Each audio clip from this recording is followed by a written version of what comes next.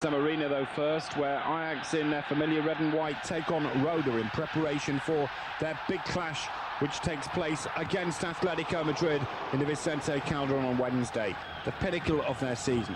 Babangida will be one of the stars, I'm sure, who's going to play a key role on Wednesday in Madrid. Ajax will have to do it all without their leading and influential player, Patrick Kluivert, who is suspended. So Louis van Gaal's side had an early shock here, and amazingly went a goal behind, Plet taking full advantage of some woeful defending, and Roda, who were hammered by Ajax last season and have had a mixed season, although it's improved as it's gone on, taking the lead. Really, Sibon, who got in the way there after Van der Sar got caught out, should have done better, but a cool, calculated finish by Plet, and Roda were in front. More notes for Louis van Gaal. He knows that his whole season hinges on what happens on Wednesday night in Madrid. This, of course, his final season at Ajax, having announced that he's leaving at the end of the season. Babangida, though, equalised. A fine finish from the former man from Roda, and they knew just how dangerous he would be. Babangida, who delighted the Roda team when he was a player for them, getting the equaliser. And 8 minutes later, Ajax were to turn their possession into an advantage of their own. The chance came to Mark Overmars, and he made no mistake. Good play from Overmars, got to just outside the D, and a crisp finish, really giving Hess little chance. Overmars again influential, and it was another opportunity here, this time the crossbar saving the day from Patrick Kluivert, who got there. Kluivert, of course, who's off at the end of the season, along with Winston Bogarde. They're going to Milan. It's the second half, Kluivert and Overmars combining, and Overmars had Hess beaten, and he was so unlucky. The keeper was just watching. It inched past the post. Babangida combining, Ajax here trying to turn on the style in front of their supporters. They brought on Dali for Kluivert, Wuta for Vichka, and Juan for Blint. And in the end, the third goal had to come, and it was Ronald de Boer who completed a fine win for Ajax. They're not going to win the championship, but they're climbing up into fourth place now, behind the top three. Feyenoord desperate for a win to catch PSV, and they got off to a great start in this match against RKC in the De Kuip. Gaston Taument taking advantage and being involved in the play right from the word go. Rob van Dijk having to come out and make a brave and fine save, but there was trouble in this match and an injury early on for Delano Hill of RKC. But it was no surprise when Feyenoord did take the lead, and Taument on the turn, finishing superbly. It may not have been the most cultured goal, but it was a very important one after 8 minutes. Getting himself in position and getting in between Hill and Stlepel to give Feyenoord the lead. Koeman in his last season hoping to end it with a championship for Feyenoord, combining well as they look to try and get the second. Great play from Larsen here, but he just couldn't do enough until he twisted and he turned. He had to score at some stage, set up the chance, and over the bar from Van Bronckhorst. Well, Giovanni Bram Bronckhorst really should have done much better. The home fans were baying for more, but it was one of those frustrating 45 minutes for Feyenoord in which they could have been 3 or 4 up, but they had to wait until 43 minutes before they got their second. Again, Larsen combining well, Fraser on the chase, and he doesn't miss those type of opportunities. A rare goal apart from a penalty or a header from Henk Fraser, but one that gave delight to those in the De Kuip who still believe that Feyenoord can deny PSV in the championship this season, despite the fact that they drew 0-0 with their rivals from Eindhoven last week. 2-0 then at half-time, and immediately it was an offensive Feyenoord that came out to try and put more goals past RKC. Taument was on form, Van Wonderen putting the ball inside, and Gaston Taument finishing it off after 63 minutes to give Feyenoord a 3-goal advantage and surely the points. The locals in the stadium impressed by the style of the Feyenoord performance. Taument clipping it in to make it goal number 2 for him of the afternoon and give Feyenoord a 3-goal cushion. 13 minutes later, there was more. Larsen combining well. Montejo with a crisp finish, giving the keeper no chance. Montoya really finishing well, but there was no marking. clear on his own, but a fine left-footed finish. Well, within a minute it was to be 5, and Gaston Taument in the clear with a chance to complete his hat-trick. This time he played cool, and this time he finished off. A hat-trick for Taument, 3 points for Feyenoord, 5-0, the rout over RKC. This was championship winning performance from Feyenoord, but will it be enough to catch PSV? We'll have action from them next.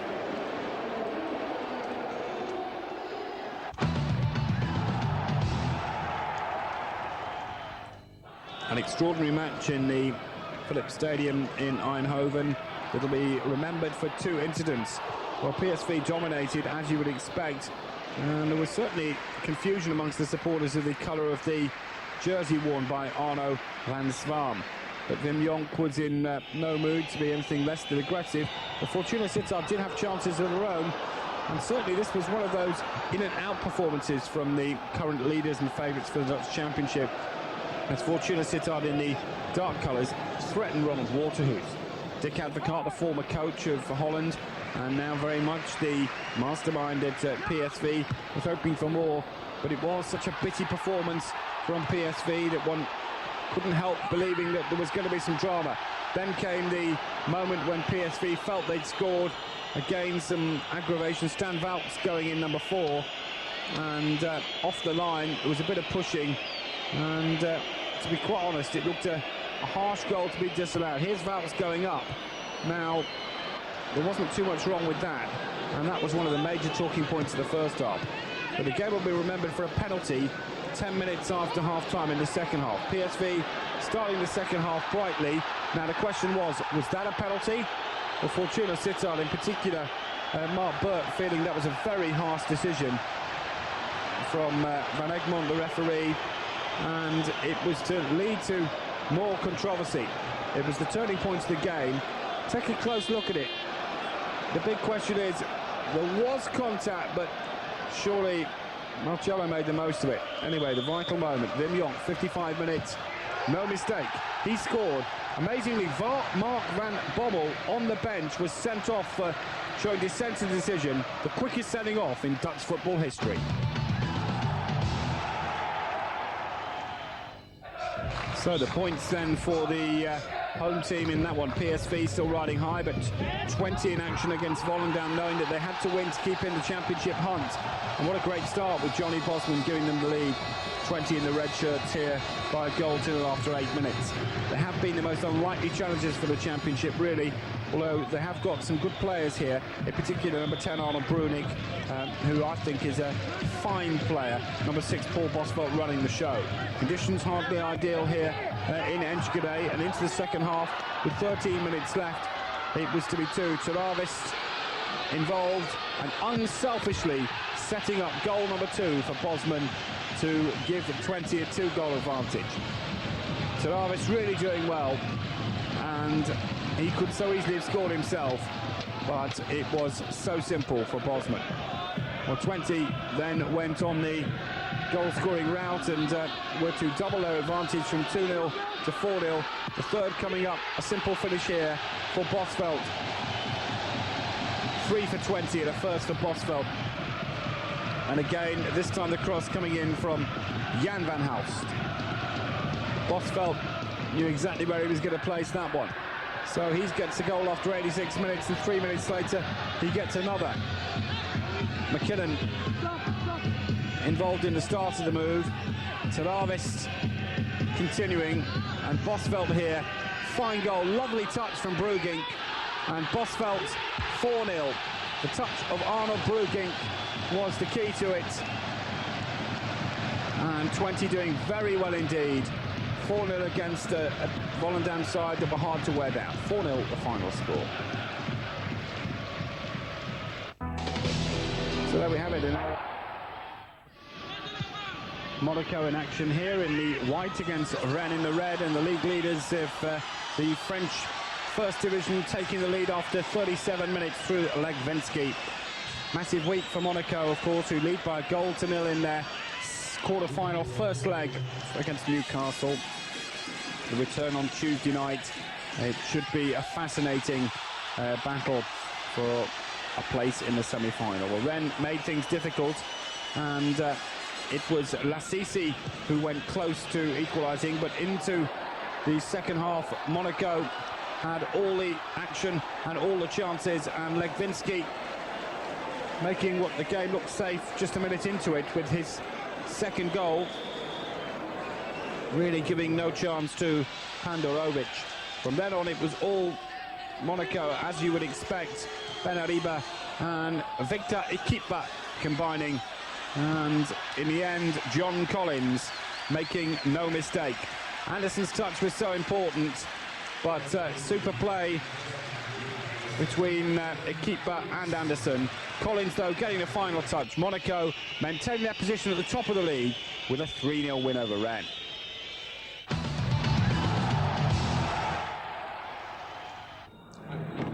Massive match also for Paris Saint-Germain away to Le Havre. Paris Saint-Germain in the white shirts, knowing that nothing less than a victory would realistically keep their hopes alive in the French Championship.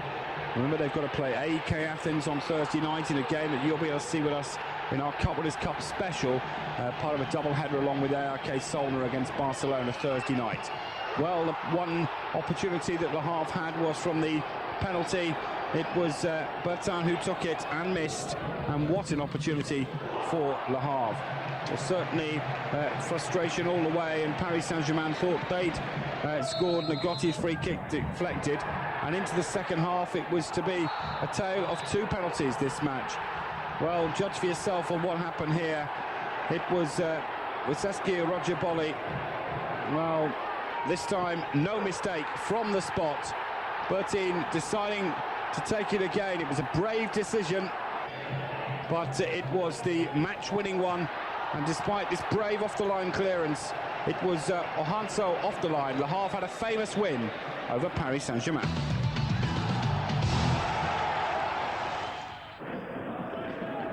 Well, the Marseille-Strasbourg match was always going to be tight and competitive, and Marseille here in the Stade Velodrome that's being renovated for the next World Cup often had the edge and went very close indeed to scoring one of the great chances here.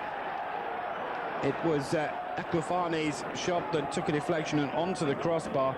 You won't get much closer than that. Collet's shot that hits the post,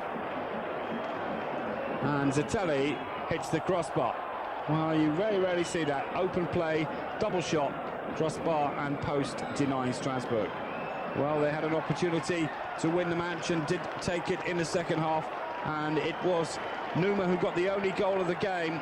A fine header, Baticla's cross, and Numa finishing it off to give Strasbourg a famous win and one against the odds. Marseille desperately trying to get back in the game, didn't have any luck in this match at all, and in the end Strasbourg won it thanks to Numa's headed goal to nil.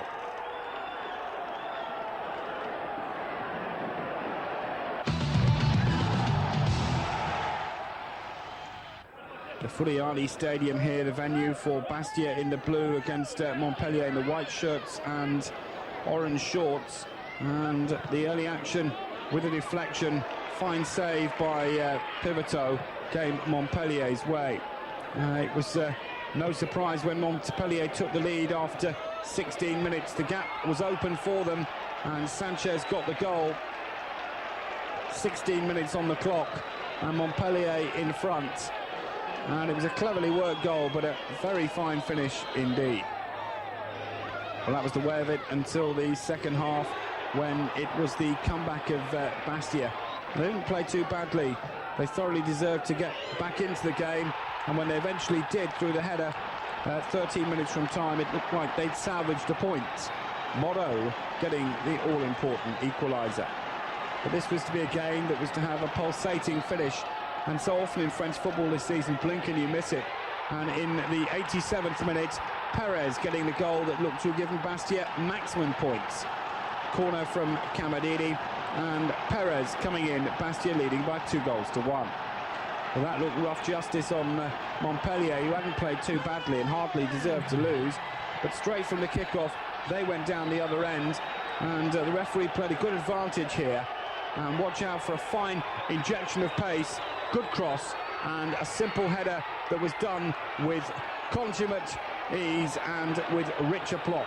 2-2, fine goal, Lefebvre, the point share.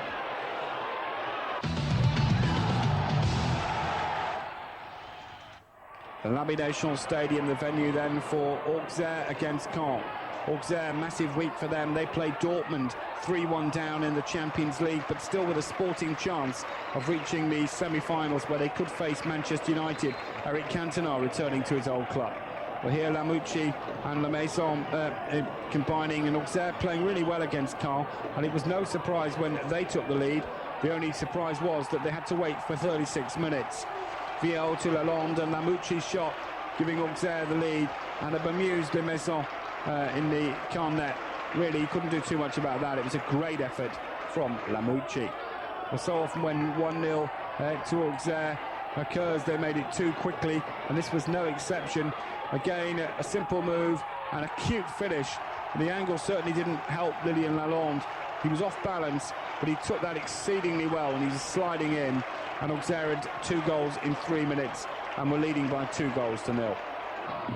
Lamouchi and Lalonde are 2 key players to watch out for, as in the second half, Caen came back, and 13 minutes from time got a consolation. The play from Abu, and it was Kuolo who got the goal.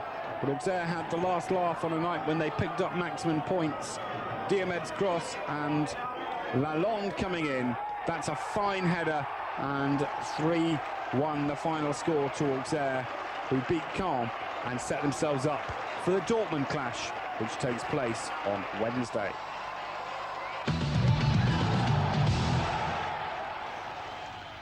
The form team in France are in yellow here. They're Nantes away to Nice, and once again they made the dream start. This time the goal from Jafat Onderem after just 3 minutes. Nice must have wanted what had hit them, because Nantes started so brightly and continued this fabulous run they're having. A fine header for Onderem to get on the score sheet.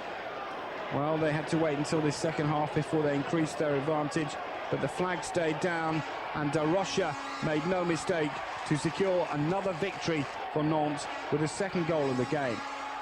There may have been time for Nice to grab an all-important consolation, but it wasn't going to be enough to trouble the points at the end of the day, despite this fine goal, albeit with a deflection from Londro, from Deba. Nantes are the winners by 2-1.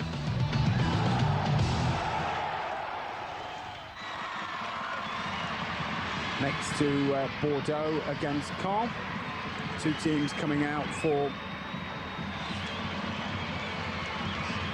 what promised to be a tight match. Bordeaux with Jean-Pierre Papin knowing that he could play a key role, and what a great finish from the legendary Papin, one of the finest players that has graced a French jersey in the centre-forward position, and he's still knocking the goals in for Bordeaux. And this was another real classic. Chested it down.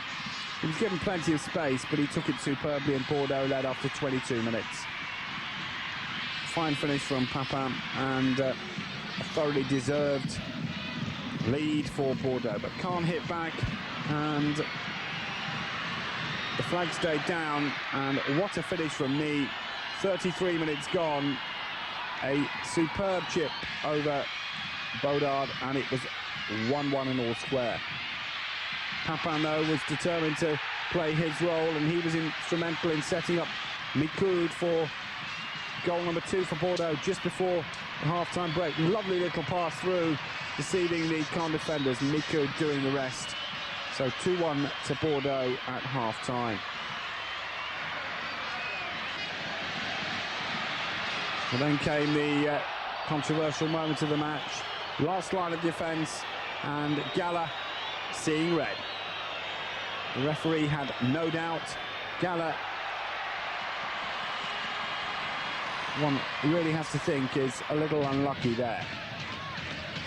So to the deciding moment of the match, when 2-1 became 3-1, the flag stayed down, and the finish, well, that was perfection.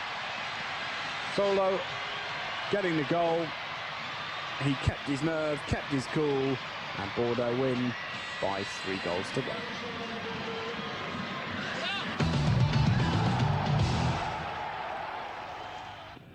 Metz against Lyon, and the big news to come out of the Saint-Symphony is that their leading player, Pires, injured at the moment, has signed a new contract, will remain a Metz player for 2 years. Real delight for the home supporters here, and they can take great delight by the way their side played against Lens here. Metz in the maroon, taking the lead just before half-time. Tumba with a celebration to match the finish, and Rodriguez's cross giving him the opportunity to get goal side of the defender. 1-0 to Metz. Well, it was a question of a goal in each half, and the second goal coming 9 minutes from time. Tumba keeping his nerve, and the keeper, Varmuts, would have to say that this was a handling error from him. Disastrous for them. 2-0 to Metz.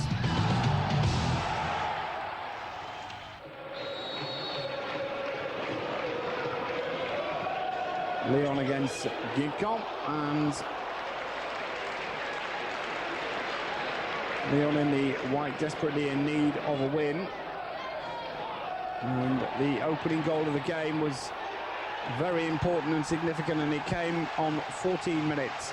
Bardon getting the finish to give Lyon the lead.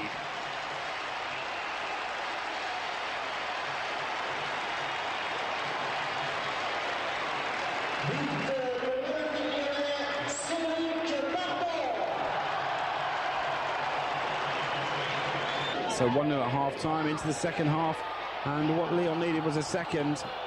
And Bardon went through Gilly with the foul, and Caviglia, that was perfectly placed.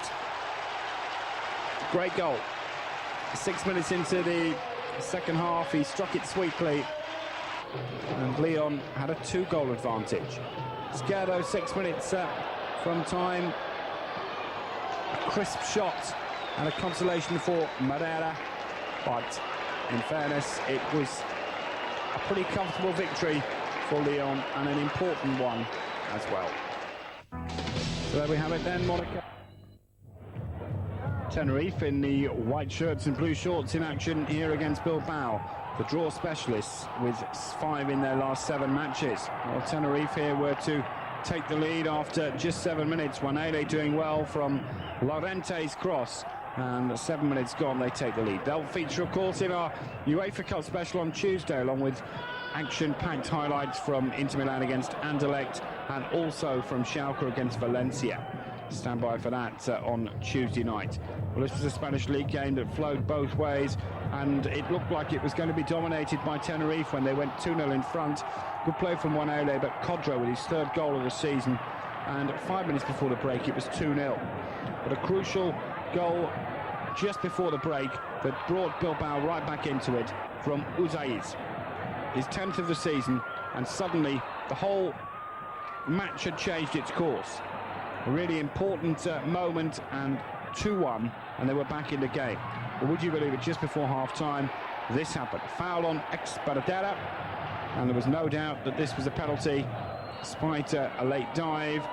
Larrazabal with his 4th of the season, and we've had an extraordinary 3 goals in the last 5 minutes of a great first half. Into the second half then, and it was first blood to Tenerife. Very poor marking, but let them in here, and there was really little doubt that that was a penalty. The goalkeeper bringing him down. Penalty just put away by Jokanovic, the man who got the hat-trick against Barcelona with his 7th of the season. Then a dramatic slow motion, if you like, goal from Alquiza, only his 2nd of the season, to continue this extraordinary run of draws for Bilbao. That's 4 in a row and 6 in the last 8. It's a first draw in 9 League and Cup games for Tenerife, who had a chance to win the game, but the flag ruled it out for offside.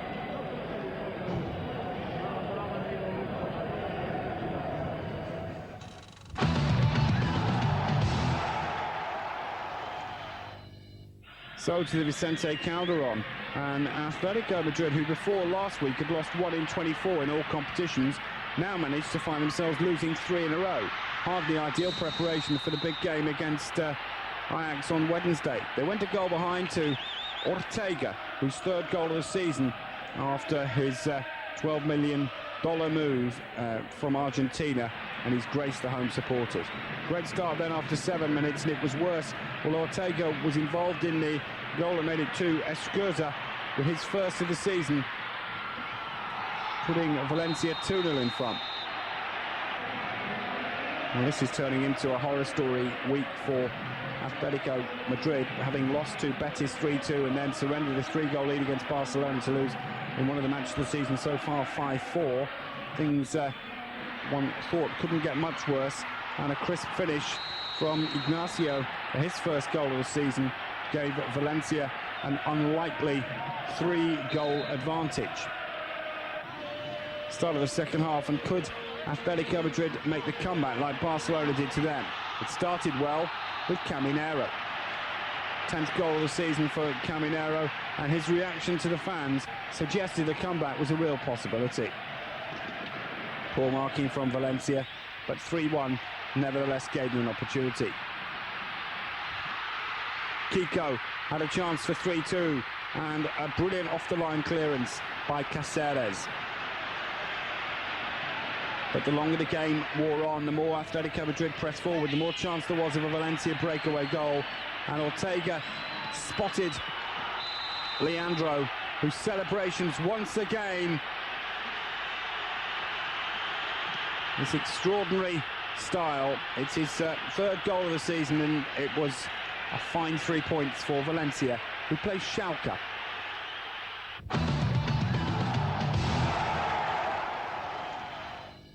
Deportivo La Coruña are one of the informed teams. Under Carlos Alberto Silva, they've won 4 of their previous 5, hoping to make it 5 out of 6 away to Espanyol. And there's often opportunities for them as they came here in the red and black. They had to survive Lardin's early free kick, but when the key moments came, they came the way of Deportivo La Coruña. Rivaldo, who's having a fine run, bringing the best out of Todi. Only 1 goal in it, and it came from an unlikely source. Nebet scoring his first goal for the club as Deportivo continue this winning run. It's now 5 wins in a row, unbeaten in 6. And for Carlos Alberto Silva, it's 16 points out of 18. Into the second half, and they were hoping to extend their advantage. Rivaldo bringing the best out of Todi. Certainly, this was an important match for Deportivo La Coruña to continue their winning ways, and they did it not necessarily handsomely, but they did it with enough control and composure to suggest that they're going to certainly qualify for Europe next season. Final score, Espanyol 0, Deportivo La Coruña 1.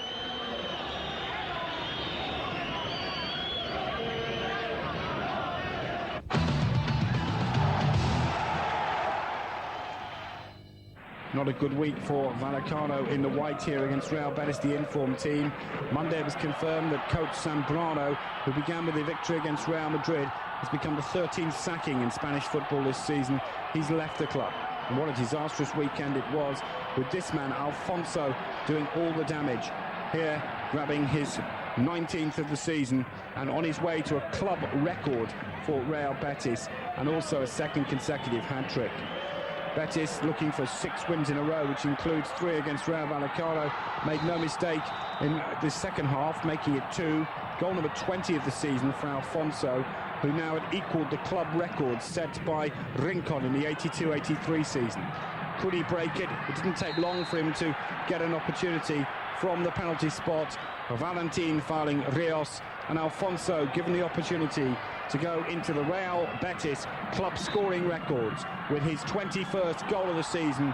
He's second only behind Ronaldo, and that's the most that any Betis player has ever managed in the Spanish First Division. A great achievement, and later Alfonso was applauded by the Betis fans, going off consecutive hat-tricks. He's in superb form, and he had effectively won the game for Betis. 9 goals in his last 4 games.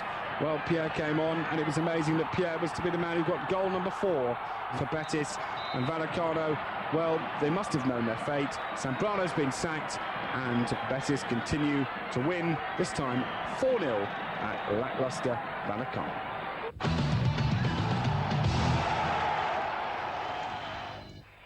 Zaragoza against Extremadura, the white and blue of Real Zaragoza here in good form against Extremadura. And Dani grabbing his 4th goal of the season after Morientes had done all the hard work. Good start for the home side, who were desperate to get back to winning ways against a poor Extremadura's team. But there was a shot for them on 18 minutes. This time Duri with the cross, poor marking but great skills, and Silvani getting an unlikely equaliser to level things up after 18 minutes. Fine play, chested it down, took out both defenders and deceived the keeper with a crisp finish. So into the second half, there only ever looked like being one winner in this game, but they had to wait until Morientes, of course, grabbed goal number 9 of the season. He's having a really good run at the moment, and this was yet another example of his tremendous skill. And to make things safe, 11 minutes from time, Morientes again, this time given a present after the pass through from Higuera. That's 10 for the season, 2 in a matter of minutes, and Zaragoza had comfortably beaten Extremadura by 3 goals to 1.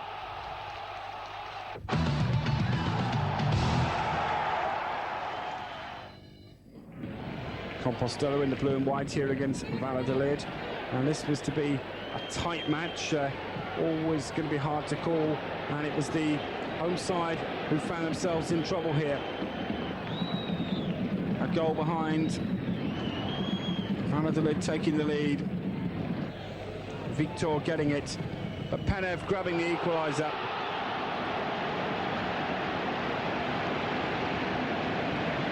And his 5th in 5 games, his 9th of the season, meaning it finished 1-1.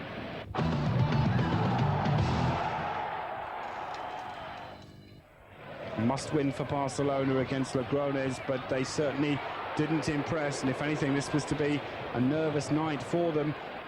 Bayer having to be at his best here to stop them going goal behind, and in fact lots of action for Logroñés. Ruben Sosa having his shot saved by Victor Bayer. But Barcelona did have chances of their own, Figo and Luis Enrique combining, and after 41 minutes they nearly contrived to give Barcelona the lead in a very tense match, which normally you would expect Barcelona to win easily. Ronaldo there calling for it into the second half, and Morales just couldn't get a firm header on that one to be enough to force a save. Bayer again caught out and having to do his best with a fine save to keep Barcelona in the match after 63 minutes. Really good chance here, Sosa. And Victor Bayer coming out and saving with his chest. It always looked like one goal would prove decisive, and so it turned out.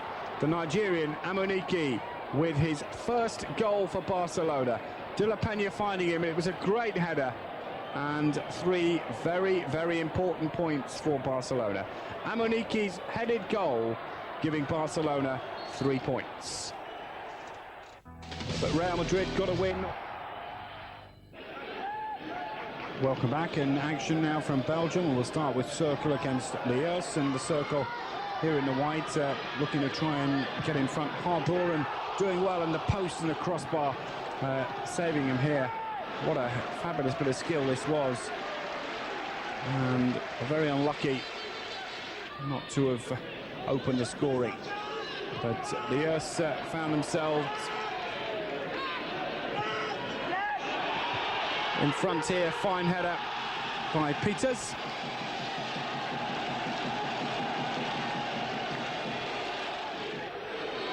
And the opening goal after 35 minutes. Second was equally as emphatic. Chris shot really giving the keeper no chance. And Liège winning by 2-0 against Cercle Bruges.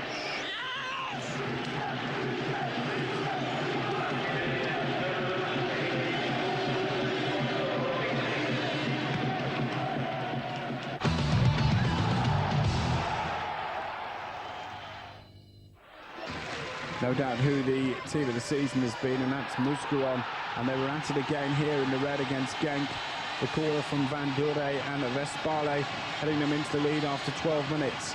It's been just triumph after triumph for Mouscron, who must surely now be seriously thinking of at least European football as their ambitions for the end of the season, and they do have a spectacular chance of being the surprise champions in European football.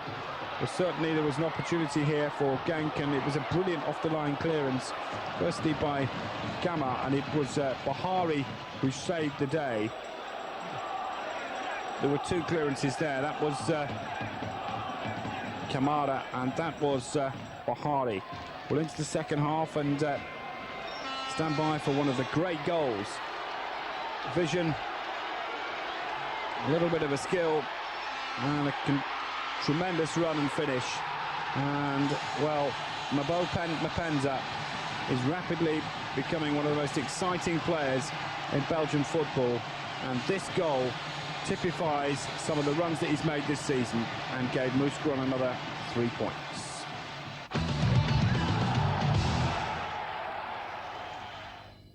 Anderlecht have been disappointing, Sint-Truiden have been a revelation, and things look to be going exactly the way of the form book against pre-season judgment. Sint-Truiden taking the lead right on half-time, and this was destined to be a real shock. This is Galcia and Anderlecht all at 6s and 7s in the defence, and there were two of them there unmarked, and Sint-Truiden leading by a goal to nil at half-time. But things got much better for the home side in the white in the second half, and thankfully for their supporters, they only took 2 minutes to get themselves back in front. It may have been a scramble, but they got their equaliser through Babayaro after 47 minutes, and this was such an important goal. You felt that if Sint-Truiden had got away with it for 10-15 minutes, they might have carried on and won the game, but Anderlecht from then on were in great form, and in particular Velkirnes and Bayarea, and that was a fine finish from Babayaro that gave the 2-1 advantage to Anderlecht, but still it had been a disappointing season. The actual goal in the end was struck by Zetterberg from long range after good work from Babayaro, and 2-1 was to become 3-1. Stassin on hand to make no mistake.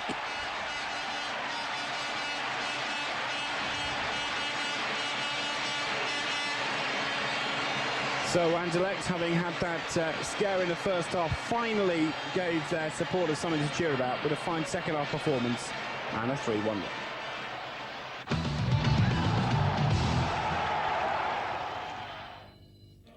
Mechelen against Bruges here. Mechelen in the yellow, desperate to get something from this match against Bruges, who still have ambitions of the championship. And Kaloue's shot hitting the post, and it was the best opportunity for the home team into the second half, and Bruges beginning to pick up, and Borkelmann's unlucky on 68 minutes with a shot that hit the crossbar. And felt then that one goal would probably be enough to settle this, and Bruges got it.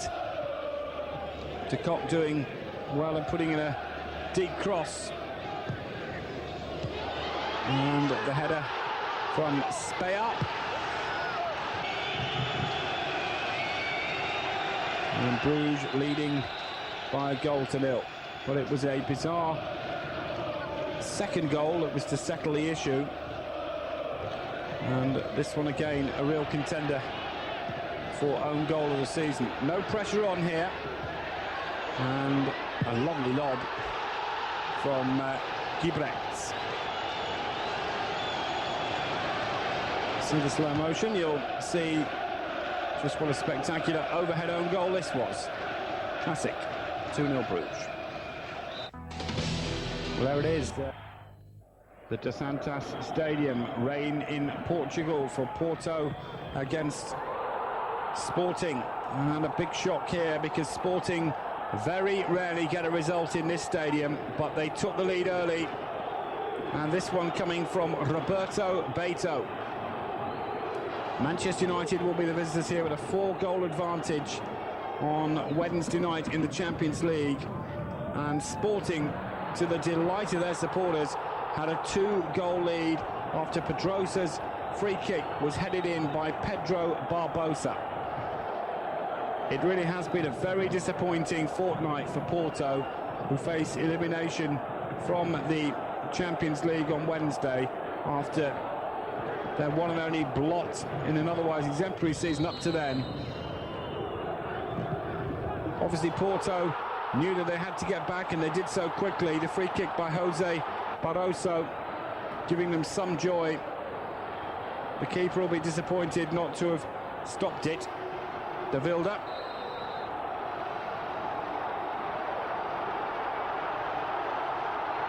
And although Porto pressed forward in search of an equaliser, it was Jardel who had the best chance, and a brilliant save here from De Wilde to maintain Sporting's unlikely challenge. Jardel crisply hit it, and De Wilde with a fine save. Joy for Oceano and for the Sporting fans. They win 2-1 in Porto.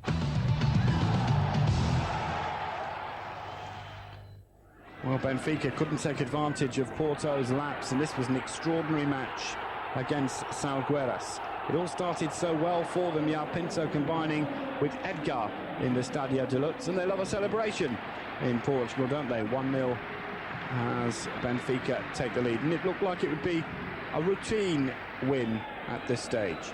Then some great action down the other end, a spectacular volley, but an equally good save by Prudhomme, although he had no chance with the follow-up on 36 minutes. Abelio getting the equaliser. Fine save that, but no chance on the rebound, and it was 1-1. Well, this was to be some match, and in the second half, real drama as Salgueiras amazingly took the lead.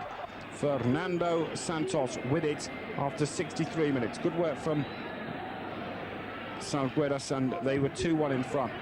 But then we thought the routine action had come back with a header that went over the line, and amazingly, a minute later, Taha had made it 2-2. This was some match, but there was still more drama to follow.